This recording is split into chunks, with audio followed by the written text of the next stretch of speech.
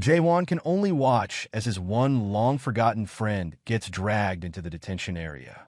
On the other hand, being tied up and showing no sign of life in his eyes, Yinhuan can only follow the order given to him. The officers walk past Jaehwan as they wonder whether there is anyone who might be useful among the incoming people. Once he gathers his mind, Jaehwan asks Anderson how many believers he can have. As Jaehwan takes up his sword, Anderson explains that he can have as many as he likes. She also nagged him to not do anything reckless because the consequences would be massive. Meanwhile, in the holding cell, people are trying to get to know whether they have their comrades within the other cells. The guard is enraged, telling them to shut up, and explains that this is not the Murim or the middle world they once knew. He tells them that this is not a place with a silly name like Pangea or Asterium, and threatens them to shut it or they will be killed. In the depths of the dark, damp prison, Yinhuan thought to himself, how in the world did this happen?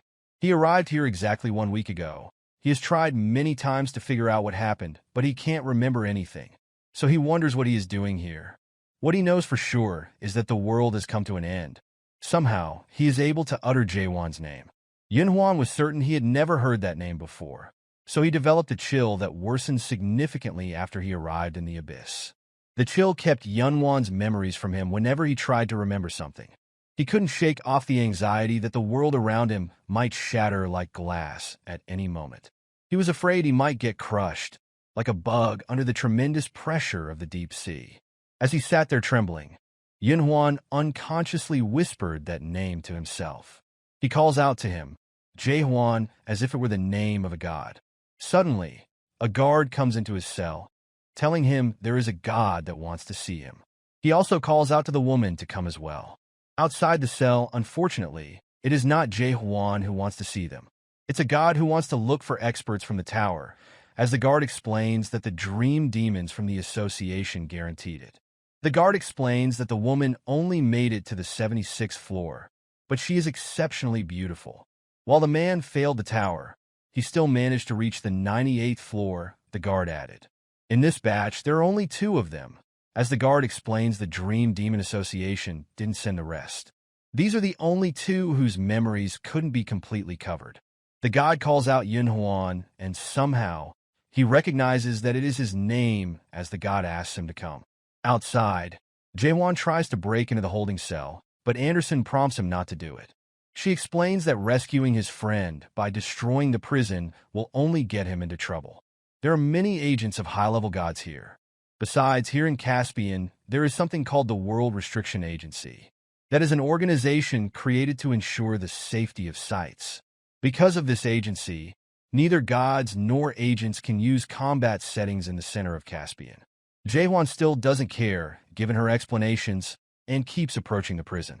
The guard holds him off, telling him that civilian believers are not allowed past this point.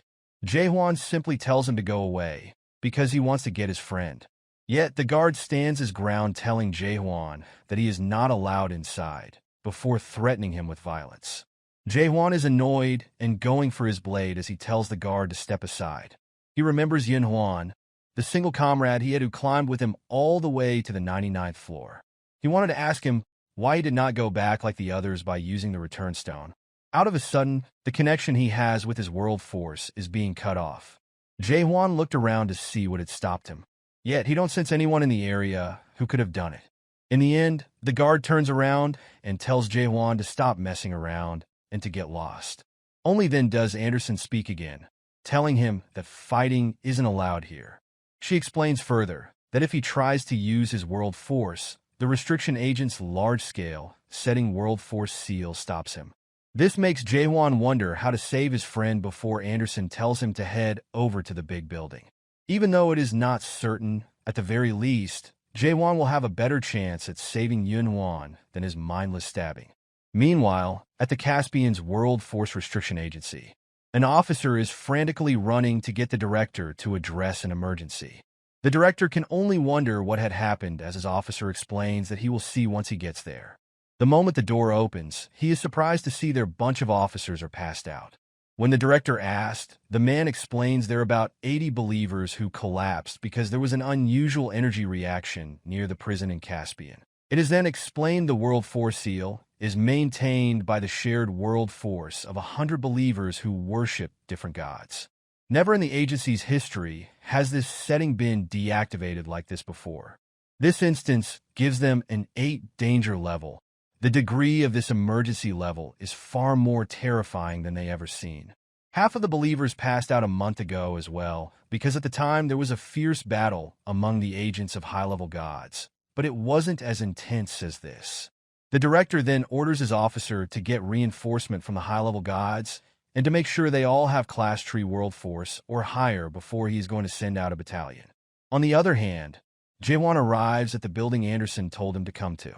She explains that this is an auction house, assuming that his friend will likely be there. She tells him to trust her and to go inside first, as she is going to lead him on what to do. Inside the building, Leonard is obnoxiously promoting his lord, looking for believers.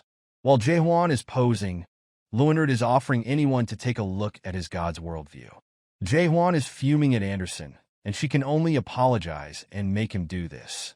All that is because apparently her certificate has expired, and gods with expired certificates are not allowed in the auction house.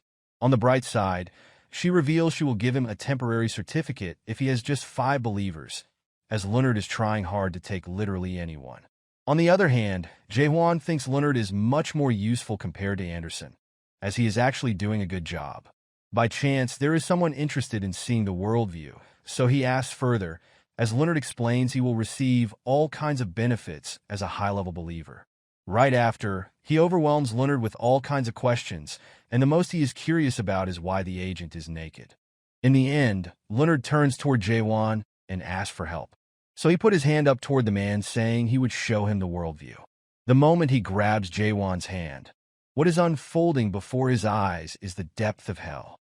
Seeing hell before his eyes, the poor man screams out of his mind, before he passes out exactly like how Leonard reacted to it. Being done trying, Jaehwan has a bright idea to thrust his way into the auction house. But Anderson holds him off, telling him to focus on changing his worldview instead. Most believers in the Abyss struggle to get by from one day to the next. Jaehwan's worldview is too dark and depressing for them. Anderson reveals that her worldview is a beautiful place called the naked world where all the believers are naked. Unfortunately, it sometimes attracts creepy old men, but the worldview hasn't been outlawed yet.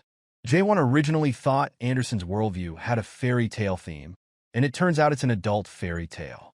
Jaehwan decides to wait a bit longer, as Leonard is doing everything he can to get believers. Anderson's still trying to get Jaehwan to plant some flowers and trees. That way his worldview will not be so harsh to new believers. Before Jaehwan was able to do anything, he overheard someone from inside saying all of the newly incoming spirits in the prison were already gone. It's all because the metaverse gets all of them this week. Because of their conversation, now Jaehwan knows the metaverse will taking all the spirits from the public fishing spots for a while. They are confused as to how they will make a living, and Jaehwan comes up to one of them. The man is frightened of being asked by a naked man about where the spirits from the fishing spot went. Before long, they arrive at a magnificent place to see what is going on. Somehow Leonard has never been here before, so he feels excited to be here. This is the place where the man told Jaehwan about it. On the other hand, Jaehwan questions about something he hates being here. So Anderson explains the Abyss is a vast and varied place with lots of weirdos in it. For some strange reason, some of them want to experience the suffering of being a product. When one lives in a place with so many different worldviews for long enough, one begins to long for a simple, intuitive world sometimes, she adds. Jaehwan never expected to see a Tower of Nightmare in a place like this, being set up as entertainment for the people who want it. On the other hand, Jaehwan notices a writing on it. He remembers seeing it in the Abyss record. This says that long ago, a tower was created in order to reach the tip of the Tree of Illusion. An old dream demon made the tower to reach the end of the world. This tower is called the metaverse, the ideal tower as it is written in the record. After he asks, Anderson explains that she has been inside once a long time ago. It's a place where the most despicable gods live. The last time she was in that tower, she lost everything she had. While Jaehwan is taking it all in, there is an officer from the prison escorting spirits toward the tower. Jaehwan recognizes them from earlier, wondering if Yinan is among them. Anderson reminds him not to waste his energy because of what happened at the entrance of the prison earlier. So Jaehwan wonders what will happen to them, and Anderson explains they will likely end up being puppets for the gods. Puppets, that is what gods call agents who have lost their spirit. All the puppets from that tower lose their sense of self and become the gods' playthings. Just like what she said before, the abyss is a vast and varied place, and there are many bizarre gods in it. This tower is inhabited by gods who despise believers more than anyone in the abyss. Finally, Jaehwan tells her to explain how to save his friend. Anderson reveals that it is extremely hard to do because he has to participate officially in a metaverse event and reach the 7th floor. Over there is where the puppet auction begins, but it's an extremely dangerous place. Leonard tells him to buy the ticket in order to get in, but Jaehwan reveals this journey could be dangerous. Leonard knows it well because this place is connected to Anderson as well. Once he arrives at the entrance, the officers inform him it costs 50 trust for the day and 250 trust for a week-long pass. Leonard then explains that trust is the currency they use in the abyss. It's basically a crystallized form of believers' faith. Right after, Jaehwan robs Anderson of her money and gives it all to the officers. That is all what Anderson has, totaling 200 trust for the two of them for 2 days. He reminds Jaehwan about the warning, which states that anyone who does not renew their ticket after his admission period expires becomes a metaverse puppet. He then points toward the normal entrance, before he explains that Jaehwan will be struck by lightning if he goes through the high path and tells him to stay away from there. Somehow, Leonard feels excited to finally get the chance to go in, with a naked Matt at that. This is his first time going in there, because Anderson never allowed him to go when he was with her. Walking closer to the entrance, Jaehwan notices someone who looks familiar, but Anderson thinks he might be afraid. So she explains that's not all.